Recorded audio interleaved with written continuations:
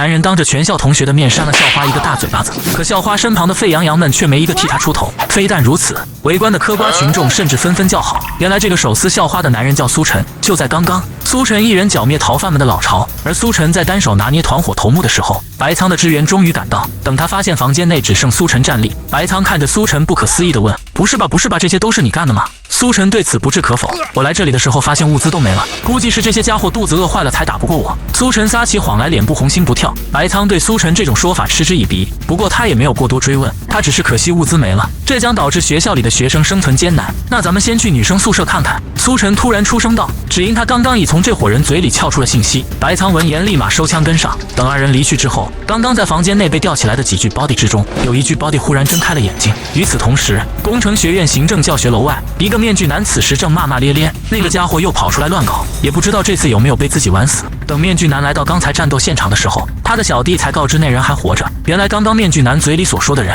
正是房间内把自己吊起来的伤疤女。随即面具男安排小弟将她放下。大姐，你这爱好挺别致啊，吊了好几天，你找到感觉没有？被称为娜姐的大漂亮马上委屈道：“钢牙，我在死亡线上蹦迪，现在急需你的安慰。”面具男钢牙闻言立马掏出荆棘皮鞭，他二话不说便对着伤疤女背上抽打。娜姐现在好点没有？托你的福，感觉倍爽。伤疤妹一脸享受的回答：“那你现在可以告诉我，是谁抢走了我的物资？”面具男对此表示愤怒，那可是个杀人不眨眼的恶魔。伤疤妹虽然嘴上这样说，可她脸上却一点害怕的神色都没有。这个人名为苏晨，而当事人此时已经到达女生宿舍。小峰，你怎么受伤了？白仓跟自己小队会合之后，马上询问道。卢晓峰没有马上回答原因，他只是好奇地看向跟来的苏晨，疑惑道：“苏晨，你怎么也在这里？”为了防止他们起疑继续追问露馅，苏晨直接掏出急救药品转移话题。小峰，你这伤得有点重，赶紧拿去疗伤吧。白仓和卢晓峰见此当场惊呆，只因末世之中这些药品堪比无价之宝。但苏晨对此却丝毫不心疼，因为他现在所救的卢晓峰，有很大可能是上一世官方组织中的顶尖战力，外号封神的人形核弹。现在苏晨在他这里刷一下好感度，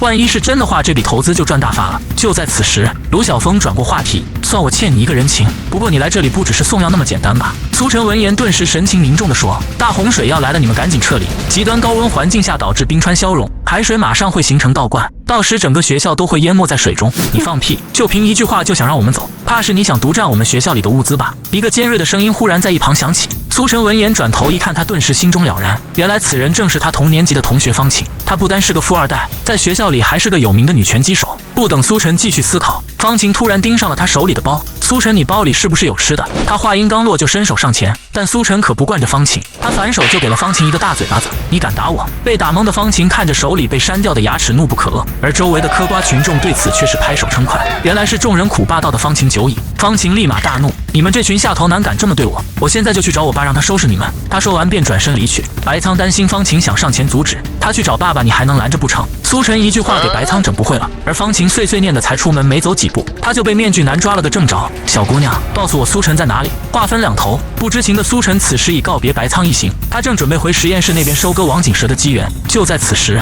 苏晨耳边突然传来呼救声，等他走近一看，原来是刚刚被他扇跑的方晴。哟，你找爸爸的速度可真快，不过你现在这个造型挺别致。苏晨看着被吊起来的方晴嘲讽：小子，你就是苏晨吧？我是进化基地的钢牙，遇到我算你倒霉。我劝你把物资还给我们，然后乖乖跪在地上求饶，否则待会缺胳膊少腿的可不能怪我。面具男看着苏晨阴恻恻道：你是进化基地的人？苏晨闻言脸色一正：没错，这次我还专程给你带了份大礼。面具男兴奋地说。随着他将货车门打开，里面竟然是一群汉魃。